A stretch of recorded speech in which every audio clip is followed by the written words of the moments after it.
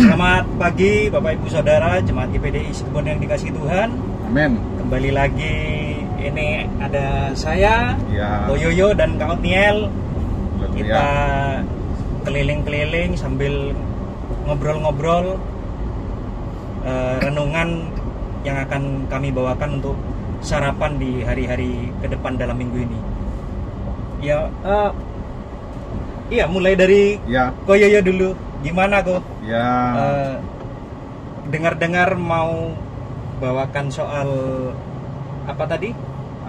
Pencobaan, ujian. Terkait. Ada gangguan Pak Oh iya, mogok ya, mogok. Iya.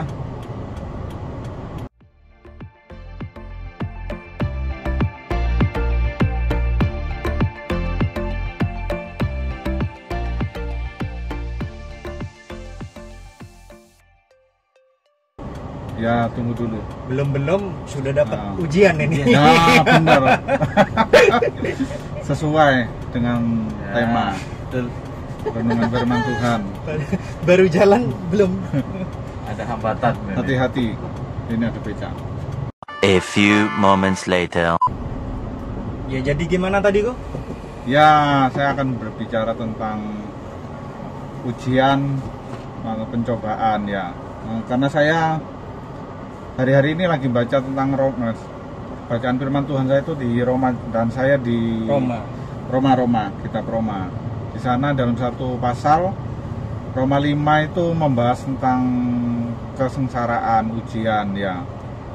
Saya melihat situasi hari-hari ini ya, kok kondisinya itu ya banyak yang mengeluh, mungkin karena ekonomi tidak baik, apalagi COVID belum selesai, terus banyak hal ya, banyak orang menjadi stres dan kehilangan harapan, gitu Pak Ali ya.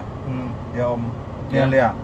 Banyak orang itu kayak tidak ada harapan gitu rasanya. ya. Mungkin kalau konsumsi tidak terdampak mungkin.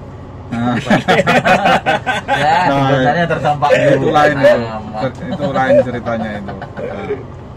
Nah di Roma 5 itu ayat 3 sampai 4 saya bacakan ya, supaya tahu semuanya. Dan bukan hanya itu saja, kita malah bermegah juga dalam kesengsaraan kita, karena kita tahu bahwa kesengsaraan itu menimbulkan ketekunan, dan ketekunan itu menimbulkan tahan uji, dan tahan uji itu menimbulkan pengharapan. Nah, ini saya baca berkali-kali, saya renungkan.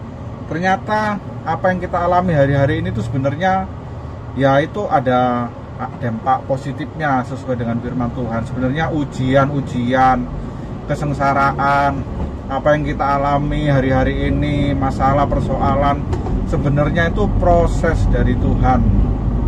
Nah, karena ini dikatakan bahwa kesengsaraan, ujian itu menimbulkan ketekunan. Terus ketekunan itu menimbulkan tahan uji. Nah, dan tahan uji itu ada pengharapan. Nah, sebenarnya kalau kita sudah hidup dalam firman Tuhan, tahu firman Tuhan, sebenarnya situasi kayak gini tuh kita tidak perlu khawatir, karena dengan situasi gini ya saya percaya kesengsaraan itu menimbulkan ketekunan, ketekunan itu menimbulkan tahan uji. Kita memiliki iman yang tahan uji, karena dengan iman yang tahan uji itu ada pengharapan di dalam Tuhan Yesus. Benar? Berarti ibaratnya Ya. orang latihan ya, Bu. Nah, Kayak orang kayak ditempa gitu. Ya contohnya aja kayak apa ya?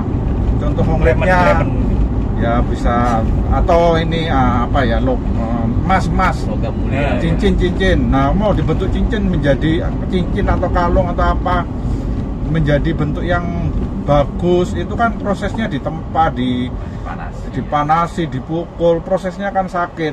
Nah, demikian juga dengan kita kan. Kalau iman kita mau seperti nanti mau timbul seperti emas, ya kita harus siap sengsara, kita siap harus bertekun, kita harus siap tahan uji, karena tahan uji itu ada pengharapan di dalam Tuhan Yesus. Amin. Ya, kita nggak perlu khawatir. Betul. Ya Om Otniel, Ya, Wali, situasi hari-hari ini kayak gini, kita ya percaya bahwa Tuhan Yesus akan menempa iman kita supaya kita semakin kuat. di dalam Tuhan Yesus. Dan tidak perlu khawatir, tidak perlu kendor, apalagi sampai stres itu, Pak. Itu harus hilang dari hidup kita. Kita harus sesuai firman Tuhan ya. Terus ini ada ayat lagi, Yakobus 1 ayat 12, ayat favorit ini saya bacakan. Berbahagialah orang yang bertahan dalam pencobaan. Nah, ini dikatakan berbahagialah orang yang bertahan dalam pencobaan. Sebenarnya kalau kita tadi mengalami ujian-ujian dari Tuhan, kita mengalami hidup di dalam kesengsaraan, dalam Roma tadi dijelaskan, sebenarnya kita itu harus berbahagia. Nah, sebenarnya Tuhan itu mau membuat iman kita tuh semakin kokoh, semakin kuat, semakin bercahaya. Nah, gitu ya. Terus dikatakan ini, sebab apabila ia sudah tahan uji, ia akan menerima mahkota kehidupan yang dijanjikan Allah kepada barang siapa yang mengasihi Dia. Nah, kita akan menerima tahan uji, yaitu kita akan menerima mahkota di saat kita mengalami tahan uji dari ujian-ujian pencobaan yang kita alami.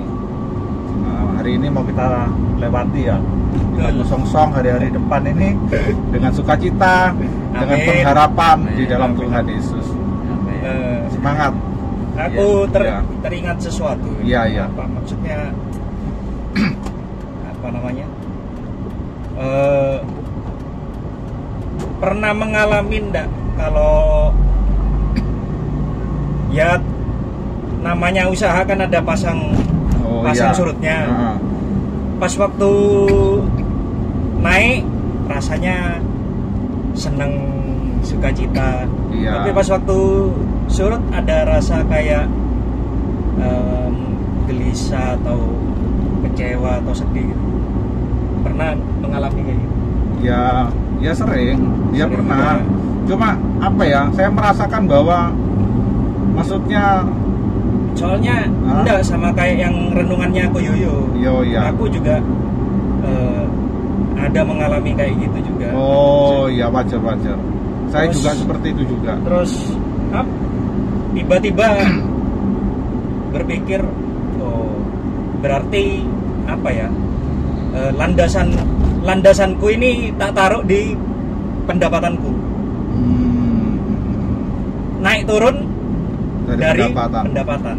Seneng sukacita dari pendapatan. Berarti landasanku salah. Iya.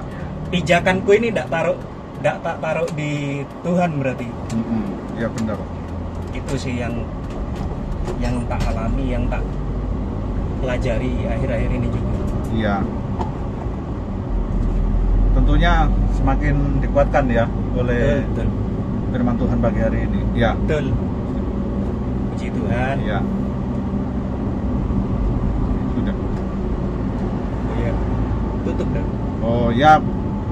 Puji Tuhan ya Bapak Saudara ya. Ini ayat-ayat yang sudah kita baca tadi, kesaksian dari Bapak Ali, bagaimana dia juga pernah mengalami dia tanpa harapan karena dasarnya itu salah ya, pengharapannya karena uang. Tetapi firman Tuhan sudah mengingatkan bahwa kita harus tekun di dalam Tuhan Yesus, kita harus kuat karena pengharapan tekun itu ada harapan di dalam Tuhan Yesus. Amin. Ya, amin. Puji Tuhan ya Bapak Saudara ya, selamat beraktivitas dimanapun kita semua berada, bahwa Tuhan Yesus selalu menolong. Amin. Dan kita harus kokoh dan kuat, karena di saat kita kuat, kita kokoh, iman kita pun akan timbul seperti emas. Iman kita akan kuat dan kita semakin diberkati oleh Tuhan Yesus. Amin. Amin. Selamat pagi semuanya. Selamat pagi. Tuhan Yesus memberkati kita semua.